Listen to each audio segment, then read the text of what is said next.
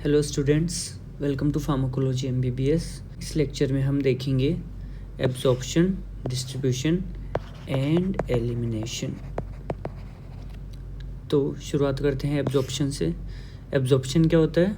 Drug जो कि हमारे पास दवाई है आउटर एनवायरनमेंट से किसी भी फॉर्म में, लाइक ओरल फॉर्म या आईवी फॉर्म, डोजेस फॉर्म, उसका कुछ भी हो सकता है, उसको बाहर से ब्लड स्ट्रीम तक पहुंचाना, दैट्स एब्जॉर्प्शन।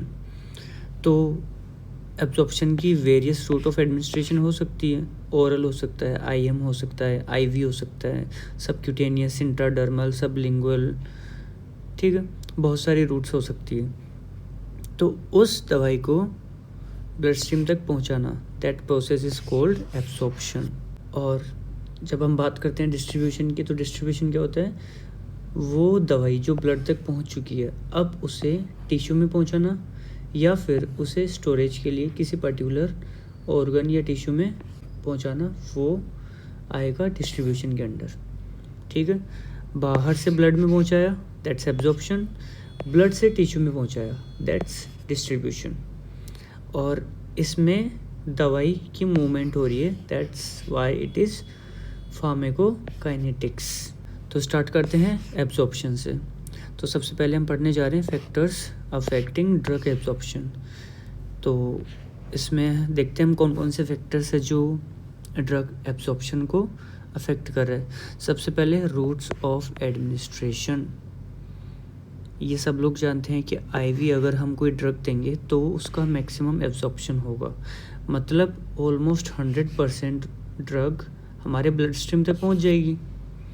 ठीक है, तो बाकी और जो ड्रग्स होती है ओरल, सबक्यूटेनियस, आईएम, आईडी, उनकी जो रेट है, रेट ऑफ एब्जॉर्प्शन और परसेंट, वो वेरिएबल होती है।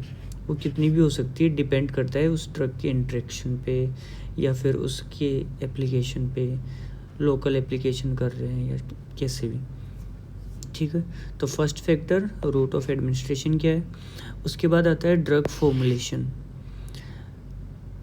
यू ऑल नो कि लिक्विड फॉर्म में अगर कोई ड्रग होती है और टैबलेट फॉर्म में कोई ड्रग होती है, तो लिक्विड फॉर्म में अगर हम ओरल इंजेक्शन की बात करें, ओरल रूट की बात करें, तो लिक्विड फॉर्म में अगर कोई भी दवाई लोगे तो वो ज़्यादा एब्जॉर्ब होगी रादर देन टैबलेट फॉर्म में, ज़्यादा और जल्दी।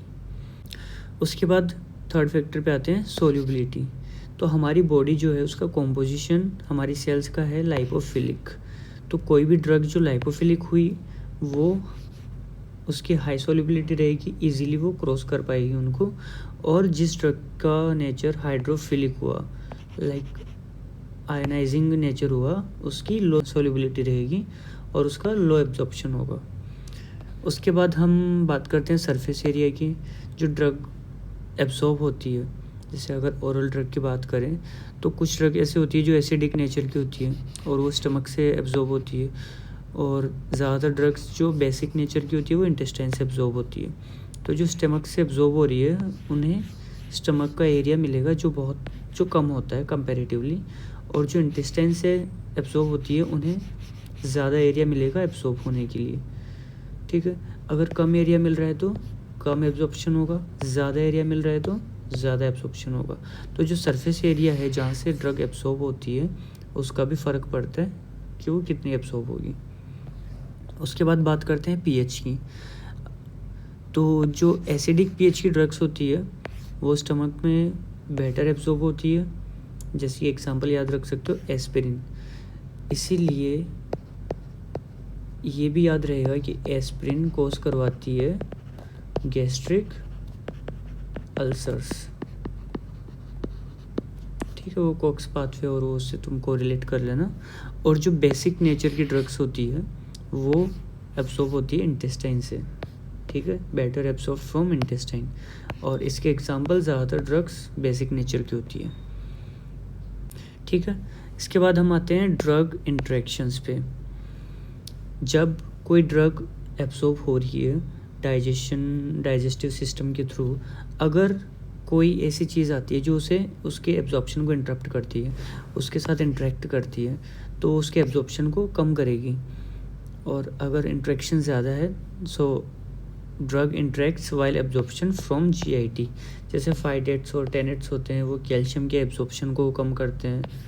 उसके बाद आता है first pass metabolism. First pass metabolism क्या है? प्रीवियस वीडियो में बताया था कि एंटेरोहेपेटिक सर्कुलेशन के टाइम पे ड्रग का जो मेटाबॉलिज्म हो रहा है वो फर्स्ट पास मेटाबॉलिज्म है। तो जितना ज़्यादा उसका फर्स्ट पास मेटाबॉलिज्म होगा उतनी कम उसकी अवेलेबिलिटी होगी। ठीक है, दिस इज़ ड्रग एब्जॉर्प्शन। अब हम बात करते हैं ड्रग डिस्ट्रीब्यूशन की। तो जब ड्रग डिस्ट्रीब्यूशन की बात आती है तो डिस्ट्रीब्यूशन इज़ ब्लड स्ट्रीम से टिश्यू में जाना। अब ऐसे कौन से फैक्टर्स हैं जो डिस्ट्रीब्यूशन को अफेक्ट करते हैं? So factors affecting distributions are, the first one is blood flow to the tissue. Imagine किसी टिश्यू में ड्रग को हमें पहुंचाना है और सिर्फ उसी टिश्यू में उस दवाई को लेके एफिनिटी है उसको होल्ड करने की। तो अगर वहाँ पे ब्लड फ्लो कम होगा तो वो दवाई वहाँ पहुँच नहीं पाएगी, तो उसका अच्छे से डिस्ट्रीब्यूशन नहीं हो पाएगा। सो अगर हाई फ्लो है, दिस इज़ हाई फ्लो, तो हाई अपटेक होगा टिश्यू के द्वारा, और अगर लेस फ्लो है तो वहाँ पे लेस अपटेक होगा। उसके बाद आते हैं प्लाज्मा प्रोटीन बाइंडिंग पे। तो जो एसिडिक ड्रग्स होती है वो बाइंड करती है एल्बुमिन से, और जो बेसिक ड्रग्स होती है वो बाइंड करती है अल्फा-1 एसिड ग्लाइकोप्रोटीन से। ठीक है, थर्ड फैक्टर पे आते हैं लिपिड सोल्युबिलिटी पे। तो जो सेल मेम्ब्रेन होती है वो लिपिड बाइलेयर होती है, लिपिडिक इन नेचर होती है। तो जो ड्रग लिपिड नेचर की होगी वो ज़्यादा डिस्ट्रीब्यूट होगी, और जो कम नेचर की होगी जिसकी लिपिड सोल्युबिलिटी कम होगी या फिर वाटर सोल्यूबल होगी उसका डिस्ट्रीब्यूशन कम होगा। उसके बाद में आते हैं आयनाइजेशन। आयनाइजेशन रिजेंबल करता है हाइड्रोफिलिक नेचर को। ठीक है, अगर कोई ज़्यादा हाइड्रोफिलिक नेचर का हुआ तो उसका डिस्ट्रीब्यूशन कम होगा, और अगर कम हाइड्रोफिलिक नेचर का हो तो उसका डिस्ट्रीब्यूशन ज़्यादा होगा। ठीक है, उसके बाद आता है मॉलिक्यूलर साइज़ पे।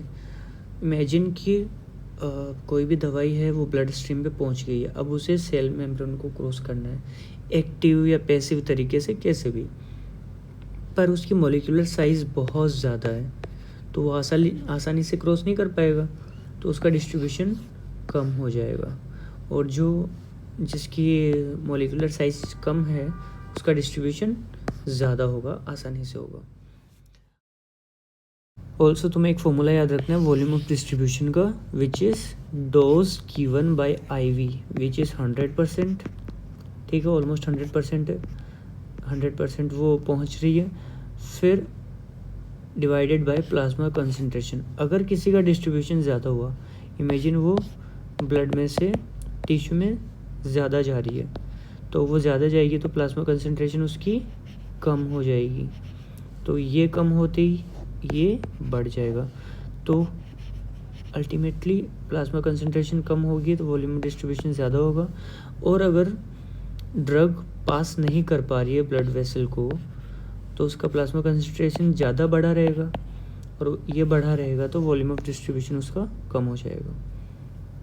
ठीक है, अब हम आते हैं एलिमिनेशन पे, या ड्रग एक्सक्रीशन और एलिमिनेशन पे। तो जो ड्रग है वो चाहे ब्लड स्ट्रीम में है या फिर वो टिश्यू में मेटाबोलाइज हो गई है, टिश्यू में मेटाबोलाइज हो गई है, उसके बाद में ड्रग का जो मेटाबॉलिज्म होता है और उसे आउट ऑफ बॉडी एक्सक्रीट करने का टाइम आता है, तो कौन कौन से हमारे पास फैक्टर्स है, कौन कौन सी रूट्स है जिसके थ्रू ड्रग एक्सक्रीट होगी? फर्स्ट वन यूरिन के थ्रू हो सकता है, बाइल के थ्रू हो सकता है, सलाइवेशन से हो सकता है, फेसेस से हो सकता है, स्वेटिंग से हो सकता है, ब्रेथ से हो सकता है। By any of the method drug out of the body excrete हो सकती है, डिपेंड करता है पर्टिकुलर ड्रग्स पे। अब कौन से फैक्टर्स है जो अफेक्ट करते हैं एक्सक्रीशन को? So the main factor is kidney functions, क्योंकि ज़्यादातर ड्रग्स किडनी से ही एक्सक्रीट होती है। किडनी से ही एक्सक्रीट होती है। तो किडनी फंक्शंस अगर सही रहेंगे तो एक्सक्रीशन बेटर रहेगा। फिर आता है वाटर सोल्युबिलिटी। जो फॉर्म होती है यूरिन की वो होती है वाटरी।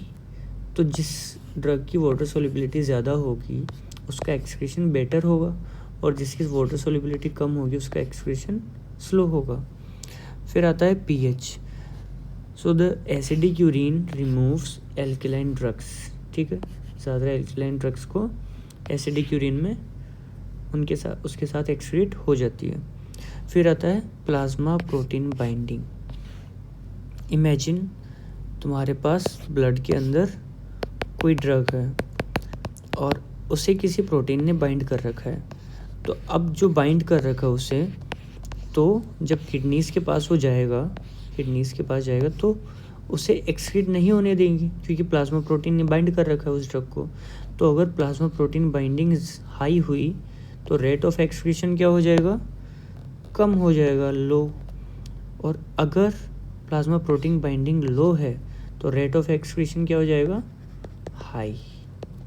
सो इसके साथ तुम्हारा एब्जॉर्प्शन, डिस्ट्रीब्यूशन और एक्सक्रीशन कंप्लीट होता है।